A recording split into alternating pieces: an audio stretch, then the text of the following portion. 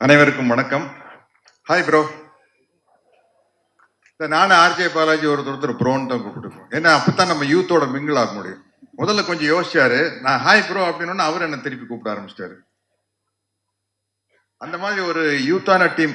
நம்ம ராஜன் சார் பேசும்போது சொன்னாரு, புரட்சி தலைவர் எம்ஜிஆருடைய அன்புக்கு பாத்திரமானவர் ஐசரி வேலன் அவர்கள். எனக்கு ரொம்ப நாளா ஒரு டவுட், இந்த ஐசரிங்கிறது எப்படி வந்தது எனக்கு தெரியல. கணேஷ் சார்கிட்டயே கேட்கணும்னு நினைச்சுக்கிட்டு இருந்தேன். இன்னைக்கு கரெக்டா ராஜன் சார் சொல்லிட்டாரு, ஐசரி நான் சரியானவன் இல்லையா. ஐசரி கணேசன் அவர்கள் வந்து ஐசரினா அவர் சரியான மனிதர் அப்படின்னு தான் அர்த்தம். சரியான மனிதனுக்கு உதாரணம் வந்து நிறைய உதவி செய்யறது. அது உங்க அப்பா கிட்ட இருந்து நீங்க கத்துக்குவீங்க. அவர் இருந்த இடம் புரட்சி தலைவர் எம்ஜிஆர் கிட்ட. அதனால வந்து அந்த வள்ளல் குணம் உங்ககிட்ட இருக்கிறதுல அதிசயமே இல்லை. வாழ்த்துக்கள். நான் இந்த 45 வருஷமா சினிமாவில் இருக்கிறதுக்கு காரணம் இந்த சிங்கப்பூர் சலூனுடைய முக்கியத்துவம் என்னன்னு எனக்கு தான் தெரியும். சிகை அலங்காரம் இதை வச்சுட்டு தான் 45 வருஷமா வண்டி ஓட்டிட்டு இருக்கிறேன். ஏன்னா ஒரு ஹேர் ஸ்டைல் அப்படிங்கிறது வந்து வாழ்க்கையில் அவ்வளவு முக்கியமான ஒரு விஷயம். ஒரு பிக்கு எவ்வளவு வேலை செய்யுது அப்படின்னு வந்து எனக்கு தான் தெரியும். ஒரு சின்ன ஹேர் ஸ்டைல் சேஞ்சினால வந்து அந்த முகத்தினுடைய ஸ்டைல் அப்படியே மாறிடும். புரட்சி தலைவர் எம்ஜிஆர் அவர்கள் ஆரம்பத்தில் இருந்தப்போ ஒரு ஹேர் ஸ்டைல் இருப்பாரு, சோசியல் பிக்சருக்கு வந்தோம்னா அப்படியே மாறி இருக்கும். அதே மாதிரி ரஜினி சார் எடுத்துக்கங்க, ராஜாதி ராஜாலேருந்து ஒரு ஹேர் ஸ்டைல் மாறும். விஜயகாந்த் சாருக்கு அதே மாதிரி தான். அம்மன் கோயில் கடக்கால பீரியட்ல ஒரு ஹேர் ஸ்டைல் இருப்பாரு, அதுக்கப்புறம் வேற ஒரு ஹேர் ஸ்டைல் வரும்போது அந்த லுக்கே டோட்டலா மாறிச்சு. ராஜாதி ராஜாலே பின்னாடி விஜயகாந்த் சார் வந்து ஒரு ஹேர் ஸ்டைலை மாற்றும் போது அந்த லுக்கே அப்படியே மாறிச்சு. அதனால வந்து அவ்வளவு முக்கியமான விஷயம் இந்த சிகை அலங்காரம். அதை பேச வச்சு படம் பண்றது ரொம்ப நல்ல விஷயம். என்னைக்குமே ஒரு ஹீரோக்கு வந்து வெற்றிகள் வர வர சினிமாவில் வந்து அதை இன்னும் கொஞ்சம் பட்ஜெட்டை மேலே ஏற்றுனா தான் அந்த ஹீரோவை வந்து வேறொரு தளத்துக்கு கொண்டு போக முடியும். அதனால தான் வந்து அது ரொம்ப முக்கியமான விஷயம். நம்ம ப்ரோ ஆர்ஜே பாலாஜி பொறுத்த வரைக்கும் எல்கேஜி பண்ணாரு, அம்மன் மூக்குத்தி அம்மன், அப்புறம் வீட்டில் விசேஷம், ரன் பேபி ரன். அப்போ இப்போ வந்து இந்த படம், இந்த சிங்கப்பூர் சலூன் வந்து நிச்சயமா இதுக்கு முன்னாடி அவர் பண்ண பட்ஜெட்டை விட அப்படி மேலே கொண்டு போகிற படம். ஏன்னா கிளைமேக்ஸில் வந்து அவ்வளவு கிராஃபிக்ஸ் ஒர்க் இருக்குது. இந்த கிராஃபிக்ஸ் ஒர்க்கை வந்து ஒரு டைரக்டர் வந்து கற்பனை பண்ணி சொல்லிடலாம், இப்படி சார் அப்படி சார் அப்படி சார் இப்படி சார்னு சொல்லிடலாம். ஆனால் அந்த சிஜி ஒர்க் பிரமாதமாக வர்றதுக்கு வந்து முக்கியமான காரணம் பணம். அது ப்ரொடியூசர்கிட்ட தான் இருக்குது. அவர் வந்து இந்த ஹீரோக்கு இவ்வளவுதான் செலவு பண்ணலாம் அப்படின்னு எல்லா ப்ரொடியூசர் ஒன்று மைண்ட்ல வச்சிருப்பாங்க. அதை தாண்டி செலவு பண்ணா இந்த படம் ஜெயிக்கும் அப்படிங்கிற நம்பிக்கையை அந்த கதை உருவாக்குறது மூலமா தான் அந்த தயாரிப்பாளர் வந்து செலவு பண்ணுவாங்க. அப்படி இந்த படம் வந்து ஒரு ஒரு பிரம்மாண்டத்துல கிராண்டியர்ல வந்து ஆர்ஜே பாலாஜி வந்து நிச்சயமா அடுத்த கட்டத்துக்கு கொண்டு போயிடும். அதனால வந்து இனிமே சினிமாவில் வந்து இந்த சவுண்டு இதெல்லாம் டெவலப் ஆனதுக்கு அப்புறம் நம்ம வாயிலேயே வண்டியை ஓட்டிட்டு இருக்க முடியாது, வாயிலேயே வடை சுட முடியாது. கொஞ்சம் பெரிய விஷயங்களை காட்டினாத்த முடியும். அப்படி இந்த படம் வந்து ஆர்ஜே பாலாஜிக்கு அமைஞ்சிருக்குது.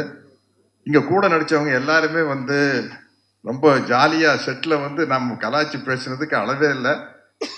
அந்த மாதிரி ஒரு ஜாலியான டீம். அப்கோர்ஸ் சுகுமார் சார் நம்பித்தான் இந்த விக்கையை நான் வச்சேன் படத்துல. டைரக்டரையும் சுகுமார் சாரையும் வச்சு, சார் இது தெரியுமில்ல சார், தெரியாம பாத்துங்க சார் விக்கு மாதிரி. ஏன்னா இப்படி ஒரு விக்கு செய்யறது ஈஸி. இந்த படத்துல பாருங்க, நடுவில் வந்து டென்சிட்டி ரொம்ப கம்மியா இருக்கும். அது கொஞ்சம் ஏமாந்தா வந்து அந்த நெட்டு எல்லாம் ஒட்டுனா தெரிஞ்சிடும். அது சுகுமார் சார் கையில் தான் இருக்குது. அந்த கேரண்டி சுகுமார் சார் கொடுத்தனால்தான் தைரியமா அந்த விக்கையை வைக்க முடிஞ்சது. அது பர்டிகுலரா இருந்தார் டைரக்டர், இப்படித்தான் வேணும் அப்படின்னு. நான் இதுக்கு முன்னாடி நிறைய கவுண்டமணி அண்ணன் கூட, தம்பி வெடுவேலி கூட, நம்ம தலைவர் மணிவண்ணன் கூட எல்லாம் சேர்ந்து காமெடி பண்ணியிருக்கேன். பட் நானே தனியா ஒத்தையா ஒரு காமெடி பண்ணி நடிச்சதுன்னா அது இந்த படமா தான் இருக்கும். கிட்டத்தட்ட ஒரு இன்டர்வல் சீன் வந்து திருவிளையாடல் நாகேஷ் சார் மாதிரி, ஐயோ தனியா புலம்ப விட்டானே அப்படிங்கிற அளவுக்கு நம்மளே பேசி நடிக்கிற மாதிரி ஒரு சீன். அதை வந்து தைரியமா எனக்கு இப்படி ஒரு கேரக்டர் கொடுத்த டைரக்டர் கோகுல் சாருக்கு என்னுடைய மிகப்பெரிய நன்றி தெரிவிச்சுக்கிறேன். ஏன்னா எல்லா விஷயமே வந்து டைரக்டர் கிட்ட இருந்து அப்ரூவல் வந்தா தான் முடியும். நம்ம ஒரு டயலாக் எழுதி கொடுக்குறாங்க, தகுடு அப்படிங்கிற டைரக்டர் வந்து இல்லை சார் 2 தடவை சொல்ல வேண்டாம் சார், ஒரு தடவை சொன்னா போதும் சார் அப்படின்னா கிட்டத்தட்ட எனக்கு ஒரு 7-8 கோடி ரூபாய் போயிருக்கும். அதுக்கப்புறம் தான் நம்மளுக்கு ஒரு மார்க்கெட் வருது இல்லையா. அந்த ஒரு சின்ன விஷயம் டைரக்டர் கிட்ட இருந்து ஒரு சின்ன அப்ரூவல் கிடைப்பதன் மூலமா தான் ஒரு நடிகர் வந்து எங்கேயோ போக முடியும்.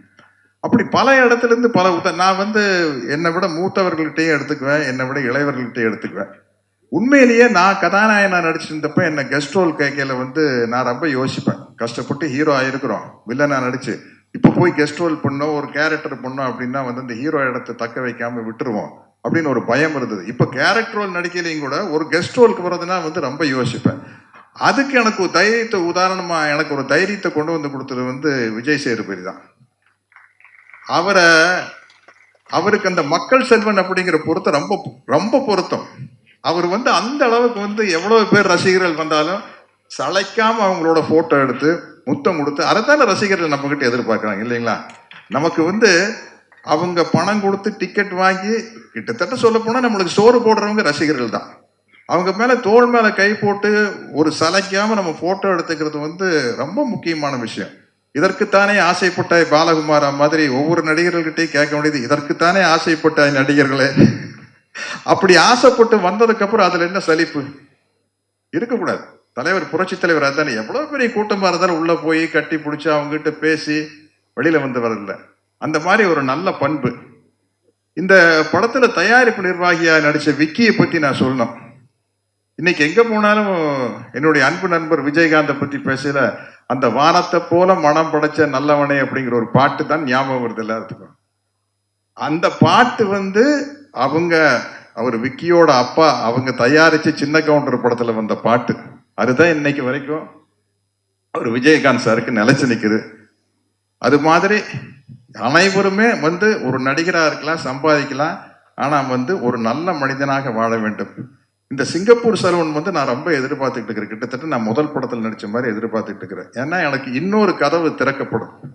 ஒரு காமெடி ஆக்டர் அப்படிங்கிற ஒரு கதவை திறக்கப்படும். எப்படி மனோரமா ஆட்சி வந்து காமெடியா நடிச்சிட்டு இருந்து கீழே சின்ன கவுண்டர் மாதிரி படங்கள் வந்ததுக்கு அப்புறம், சின்ன தம்பி மாதிரி படங்கள் வந்ததுக்கு அப்புறம் ஒரு குணச்சித்திர நடிகை அப்படிங்கிற ஒரு கதவை திறக்கப்பட்டது இல்லை. ஒரு நடிகனுக்கு எப்பவுமே கதவுகள் திறக்கப்படணும். அது மாதிரி ஒரு சத்யராஜ்னா ஒரு கட்டப்பா அப்படிங்கிற ஒரு கதவை திறக்கப்படுது. இந்த படத்துல வந்த சக்கரபாணிங்கிற கேரக்டர்னால இன்னொரு கதவு திறக்கப்படும். அந்த கதவை திறந்தது காரணமானவர் நம்ம இயக்குனர் கோகுல் தான். அவருக்கு என்னுடைய நன்றி சொல்லிக்கிறேன். நம்ம 2 பேரும் மிமிக்ரி வேற எங்கேயாச்சும் வச்சுக்கலாம், நிறைய பேர் பேசணும். எல்லாருமே வந்து புரட்சி தலைவருடைய துப்பாக்கி சூட்டுக்கு அப்புறம் வர வாய்ஸில் தான் பேசுவாங்க. நானும் ரோபோ சங்கர் தான் அவருடைய பழைய ஒரிஜினல் வாய்ஸில் பேசுவோம். அந்த காம்படிஷன் எங்களுக்குள்ள நடந்துகிட்டே இருக்கு. என்னை நம்பாமல் கெட்டவர்கள் நிறைய உண்டு, நம்பி கெட்டவர்கள் இன்று வரை இல்லை. ஓகேங்களா? பலமில்லாத மாடு, உட முடியாத கலப்பை, அதிகாரம் இல்லாத பதவி, இவைகளை என்றுமே நாங்கள் விரும்புவதில்லை. ஓகே தான். தேங்க்யூ.